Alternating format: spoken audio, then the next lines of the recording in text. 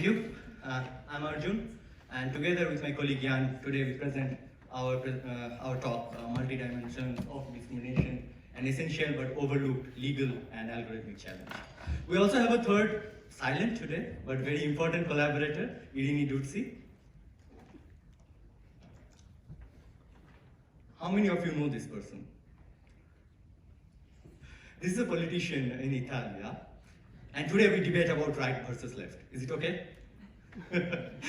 Sorry, I'm kidding. Actually, we are not interested, or rather interested in her political ideology, but today we are more interested in one of her political campaign. So in her political campaign, she made this statement: I'm Georgia, I'm a woman, a mother, an Italian, and a Christian. So what we get from this? A person can be identified with many different protected identities, right? So when we talk about fairness in machine learning in general, we talk about a single dimension of fairness, right? Fairness with respect to one particular protected attribute. But humans in general, like we saw in the example already, can be identified with many different such protected attributes. And for example, say over here, race, gender, religion, age, etc. And in general, if we are building an AI model, and if it is let's say being fair with respect to one protected attribute, but is completely ignoring the other protected underlying features within the data itself, then we cannot really call it a fair algorithm. Rather, a fair algorithm needs to take care of all such dimensions of fairness, right? And this is not actually a claim, but is also backed by some statistics. This survey study that was encountered in 2015, where we found that 1/4 of the people who actually reported of being discriminated or felt being discriminated reported that they were discriminated on multiple grounds. And in a further study, a such study in 2017, it was published that this percentage actually grew further, to 32%. And triggered by these things, actually there had been quite some extensive studies in social as well as legal literatures, but in algorithm, it's still majorly overlooked. So basically even though there are some works done in CS, but it's still very underexplored. Now, in the broad categories, multi-dimensions of discrimination can be divided into mainly three types: intersectional, cumulative or additive, and sequential. To shed more light on that, Jan will explain you with some examples. Yes, thank you. So generally speaking, multidimensionality takes into account that discrimination happens along more than one axis of a coordinate system of social power relationships, and we all fall into more than one category, as we have seen with Giorgia Meloni. I will quickly show you how these categories interact. So for intersectional and additive discrimination, consider these simplified examples. On the left, you see intersectional discrimination. Consider the prohibition of headscarves or other visible religious symbols at a workplace. It will affect specifically Muslim women who are wearing headscarves as an expression of their religious faith. While on the right here, you see the effect of hate requirements, for example, for entering police academy, where we have effects on certain ethnic or national groups, which are on average smaller than others, shorter, and also an effect on sex, because women are on average smaller than men. And this will accumulate in the subgroup, for example here, of Japanese females who have this, the shortest mean height. Then to conclude with to introduce our third type of discrimination that Arjun mentioned, we have sequential multiple discrimination. So for the law at least, which is my profession, we have, this is our normal case of discrimination. We have separate incidents of discrimination over time. Usually their relationship to each other is not really explored in the law. This can look like this, with every discrimination being based on the same ground, but also like this, which is a bit less straightforward. One rather special field where this is considered is harassment, which is a special type of discrimination, and under the law it requires repeated unwanted conduct. So here the relationship of these discriminatory incidents will be considered actually. So how does the law react to these types of discrimination? Actually very little. So under EU law we do not have specific clear provisions on multidimensionality in discrimination law. We have scarce jurisprudence, which does not really acknowledge the problem or the issue, and I will go deeper into that in a later slide. And that is a problem, I think, because the multidimensional reality of discrimination leaves some open challenges. So reflecting the real experiences of discrimination also means that we have to consider the experience that are made up of different discrimination grounds interacting. If we do not do that and consider each group as a homogeneous group, like all women are a homogeneous group, that is called essentializing and does not really reflect their experience. On a more concrete, tangible level, so intersectional discrimination especially leaves some challenges for the law. For example, determining the applicable law and determining possible justification grounds. I will not go into details here though. The law has not yet reacted to that so much.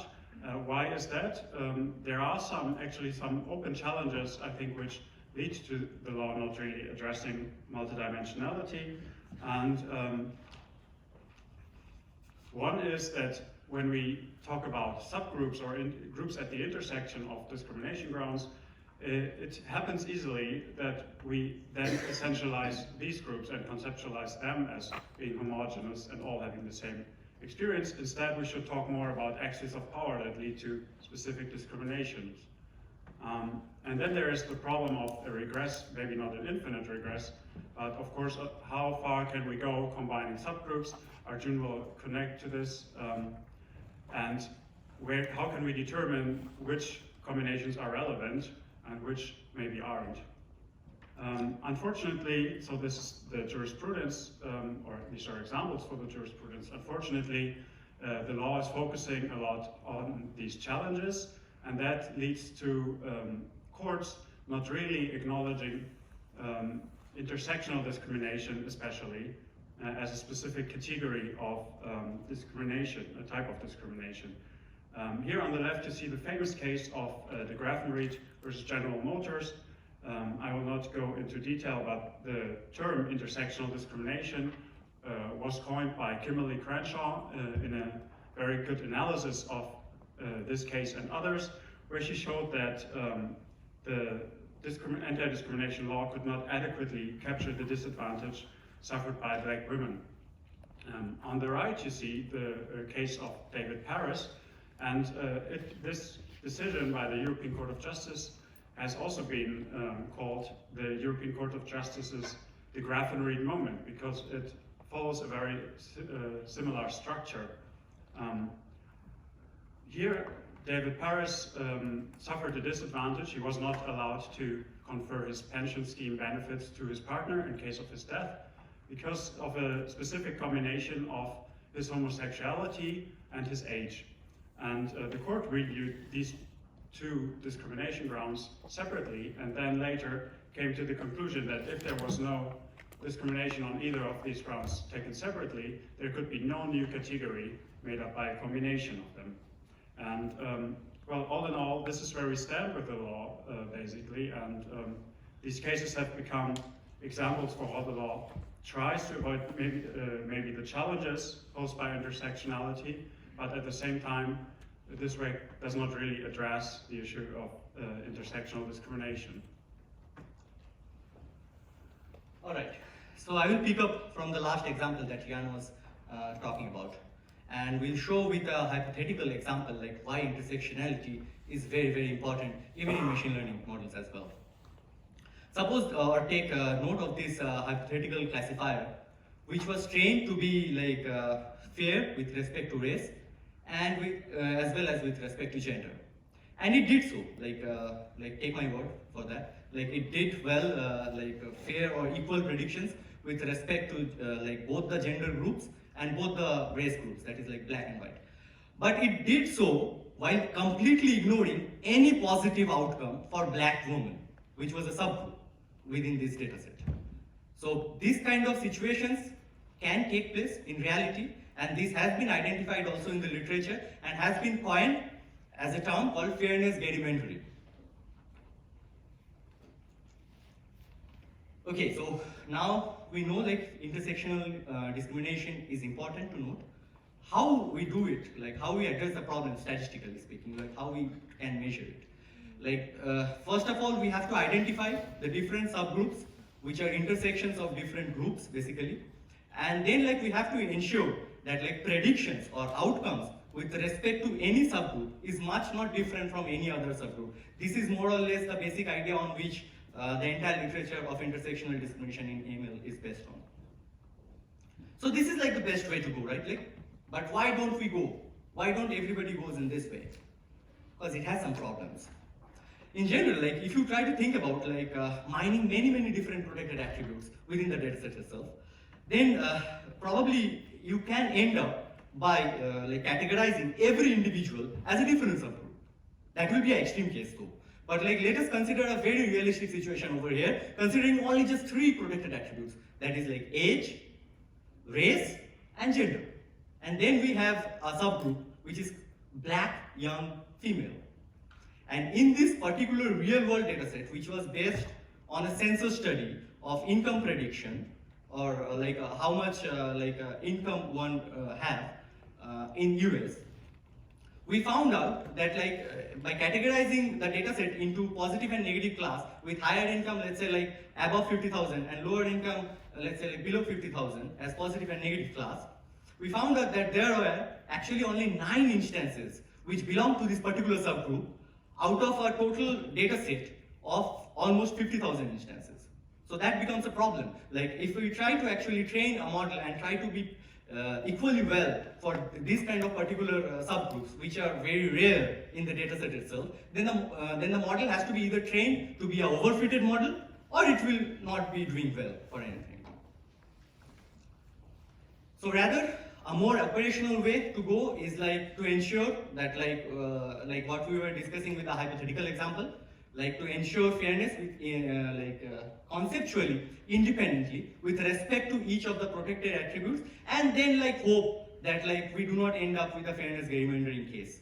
So what we can do is basically we can take discrimination with respect to each of the protected attribute, and then can upper bound it by taking the maximum discrimination with respect to any protected attribute by a certain, let's say allowable fairness threshold, right? Even if we don't end up with a fairness gerrymandering problem, for example, there may be some other problems that we have to actually consider. We have to actually consider some certain trade-offs. You can see over here, we trained a model, and then we try to make the model being fair with respect to sex and race. And then we figured out that initially, the model was actually doing very well with respect to race, in terms of fairness. But it was not that fair in terms of sex. But while we were trying to tackle that problem, we ended up increasing discrimination with respect to race, while decreasing discrimination with respect to sex. And in this process, we have to actually figure out a trade-off point, where we increase discrimination with respect to one protected attribute, while trying to diminish discrimination with respect to another. So these kind of trade-off problems may exist. Okay, so we talked about intersectional, we talked about considering independent groups, that is cumulative form, but we didn't talk about sequential. And actually, there do not exist any studies in the ML literature which can tackle sequential discrimination with respect to multiple dimensions. So concluding, what I can say in terms of ML, intersectionality is important, but there exists a problem of data scarcity. Then there exists the problem of figuring out what should be the maximum allowable subgroups or like a maximum allowable subgroups that can be mined from the data set itself. On individual like overlap kind of fairness constraint, we found out like it can suffer from a problem of fairness gerrymandering, and then like we also have to tackle with the problem of trade-offs. We still don't have any mechanism to address the problem of sequential multi-discrimination. Maybe like we can go towards the way of let's say like a feedback-based system with long-term like maintenance of or calculating fairness. But like still this is like an idea, and this has not been implemented anywhere. So yeah, trade-offs is mostly what we have currently in the operational setting. But still like this is the best way to handle, or like there is any other alternative way that we have to figure out. All right, and to give some takeaways from the legal side of things, I think in the law, the issue of multidimensionality has been raised. It is not so much overlooked as unsolved. However, algorithmic discrimination brings it to the forefront, and it gains importance, and explicitly acknowledging multidimensionality in legal practice could help us tackle issues of algorithmic discrimination. At the same time, I think multidimensionality and algorithmic discrimination bring to the forefront the normative conflicts and values that are behind non-discrimination law, and it brings these to the forefront and helps us to discuss them. So I think we should start the discussion, for example, on which categories we need in an anti-discrimination framework, whether they are needed at all or we need a post-categorical approach, whether there should be a hierarchy between them, and if there should be, what it should look like, whether we can overcome the current fragmentation in EU law, and how we react to the trade-offs that Arjun has presented regarding different groups. So I hope that starting interdisciplinary work, we can also initiate an honest and fruitful debate about these topics. Thank you.